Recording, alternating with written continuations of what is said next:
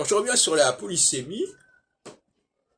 Et en français, on apprend très jeune la différence entre sens propre et sens figuré. Le sens propre, ça veut dire qu'on se donne le droit de proposer plusieurs niveaux de compréhension à un même terme.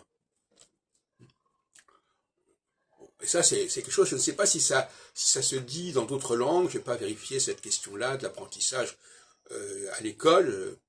Moi, je ne connais que l'école française, mais effectivement, ils ont le mot en anglais proper qui vient du français. Alors, le mot proper en anglais, ça ne veut pas dire la propreté au sens français du terme, quelqu'un qui est propre. Là, on va dire clean. Mais quand il s'agit de dire qu'un mot est pris dans son sens premier, on va dire proper. Donc, voyez-vous, on retombe dans des ambiguïtés, dans des méandres de l'anglais qui sont assez hallucinantes. Alors, justement, on a deux solutions. Soit on est dans la polysémie, et la notion de propre et figuré fait partie de la polysémie, et à ce moment-là, on sait qu'on a un seul mot qui peut avoir des sens très différents selon les contextes. Alors ça peut être un casse-tête. Mais l'autre casse-tête, c'est quand on a plusieurs mots qui couvrent le même champ sémantique, plus ou moins. Bon. Donc finalement, il faut être conscient de cette complexité de la communication.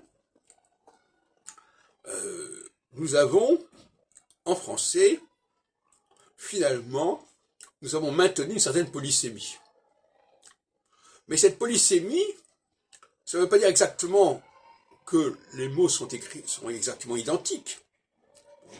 Mais ça veut dire que cette polysémie fait varier le mot à la marge.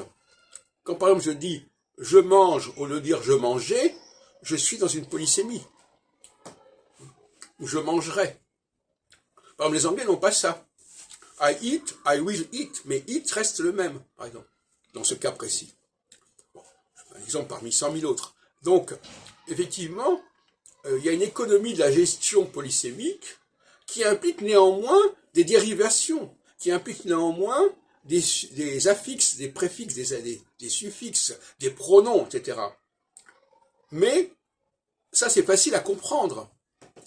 Un enfant peut comprendre que le verbe prendre peut donner naissance à surprendre, par exemple, ou à apprendre.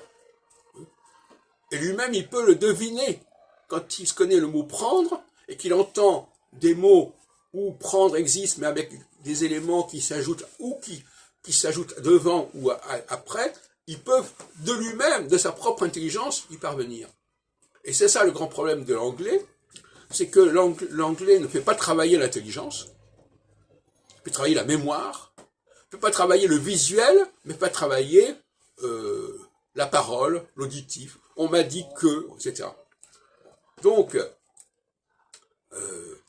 la notion, c'est pour ça que l'autre jour je faisais un exposé sur l'homonymie, le véritable homonyme, c'est pas ce qu'on dit généralement.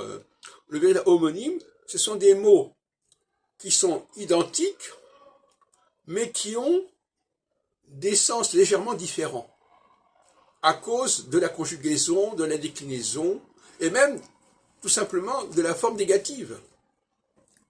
Si je dis « je veux », je peux dire « je ne veux pas », je n'ai pas obligé de dire « je refuse ».